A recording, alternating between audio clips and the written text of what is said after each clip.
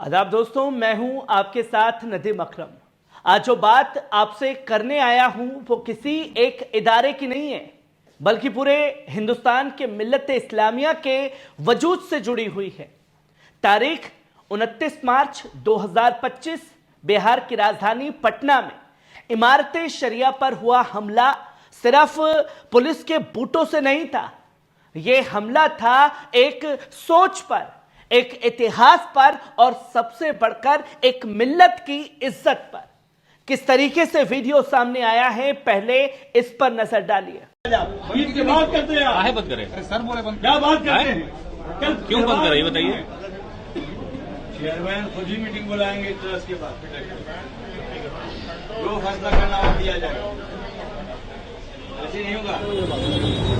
हमारा एकदम से आलोचित करोगे। इमारत की इमारतें की हद तक नहीं।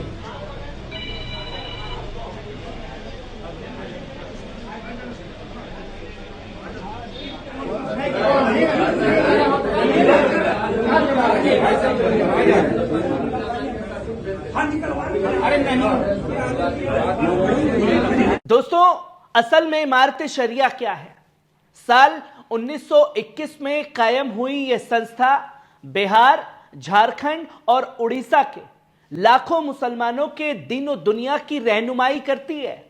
यहां शरीयत अदालतें चलती हैं, वक्फ की हिफाजत होती है और तालीम से लेकर इंसाफ तक के मसले सुलझाए जाते हैं।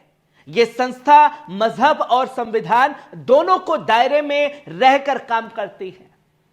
क्या हुआ अचानक ऐसा 29 मार्च को कि इस तरीके से हमला इमारत शरिया के ऊपर किया गया?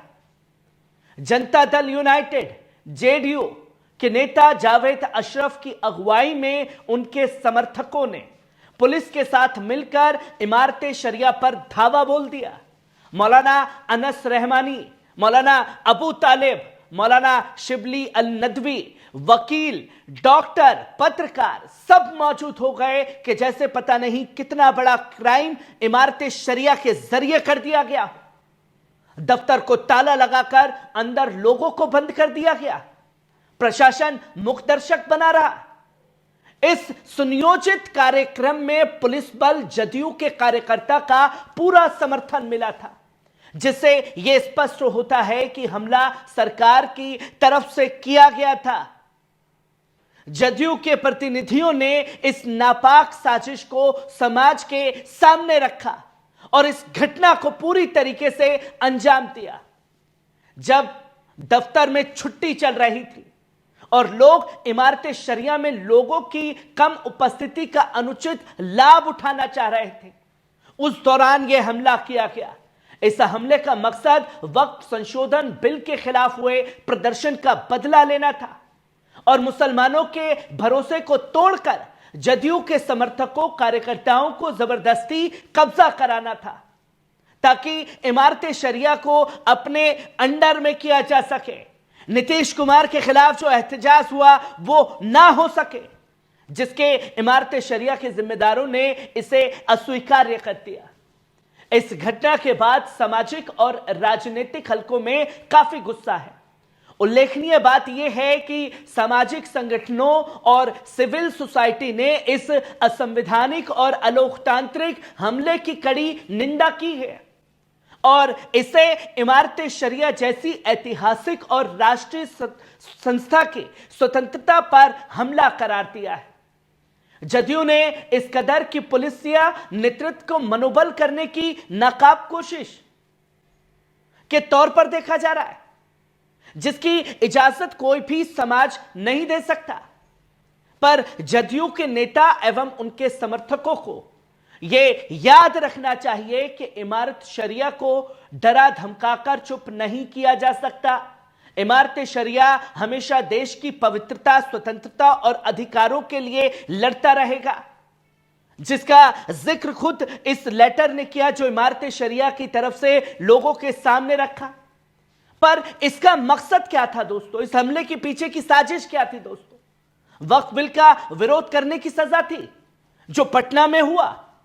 जेडीयू की सरकार वक्फ संपत्तियों को अपने कब्जे में लेना चाहती है और टारगेट इमारत शरिया इसका सबसे मजबूत विरोध कर रहा था, इसलिए उस पर ताले लगाए जा रहे हैं, इसलिए उस पर कब्जा किया जा रहा है। हमला एक इशारा था, चुप रहो वरना अंजाम भुगतोगे। वक्फ बिल क्या है और क्यों विरोध हो रहा है, इस पर बहस होनी चाहिए थी, ना कि किसी तंजीम को, किसी इदारे के ऊपर आप पुलिस के जरिए इस तरीके से अपनी कार्रवाई करते। इससे मुस्लिम समाज की तमाम मस्जिदें, कब्रिस्तान, मदरसे और यतीम खानों की जमीन खतरे में पड़ जाएगी। जो वक्फ बिल लाया जा रहा है, इमारत शरिया ने कहा नहीं, यह हमारे हक की बात है, हम चुप नहीं रहेंगे। इस हमले की कानूनी और नैतिक हैसियत क्या है, जिसे समझना बेहद जरूरी है। जिस संस्था को हाईकोर्ट और सुप्रीम कोर्ट ने भी सामाजिक और मजहबी हैसियत दी है, उस पर हमला सिर्फ कानून की बेइज्जती नहीं है, संविधान की भी तौहीन है।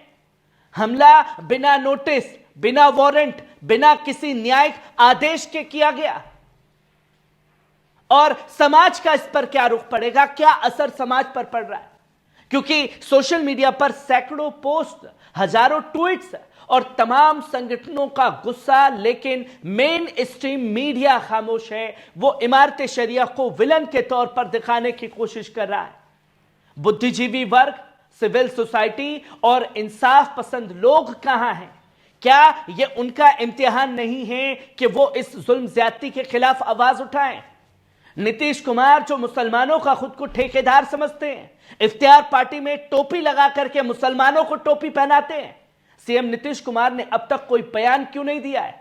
क्या उन्हें खबर नहीं कि पुलिस उनके निर्देश के बिना कोई बड़ा कदम नहीं उठा सकती? या फिर यह हमला उन्हीं के इशारे पर किया गया? हमारा सवाल साफ तौर पर है और आपकी जिम्मेदारी भी बनती है।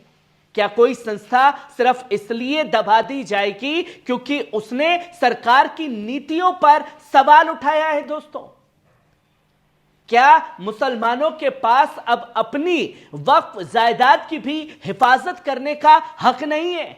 उसके खिलाफ सड़कों पर आने का हक नहीं है? और अगर होगा तो यही अंजाम होगा।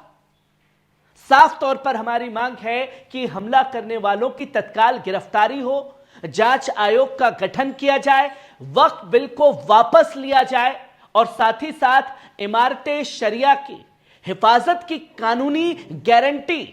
और इमारत शरिया न तो सरकार की ताबेदारी में झुकी है, न कभी झुकेगी। अगर यह हमला मिल्लत की हिम्मत को तोड़ने के लिए था तो याद रखो, हम टूट सकते हैं पर झुक नहीं सकते, जिसकी तस्वीर लोगों के सामने है। यह लड़ाई सिर्फ इमारत शरिया की नहीं है, बल्कि हर उस शख्स की है जो इंसाफ, अमन और अपने हक के लिए जीता है। आप देख रहे थे पल पल न्यूज। मैं हूं आपके साथ नदीम अकरम। अगली बार फिर मुलाकात होगी एक नई सच्चाई के साथ।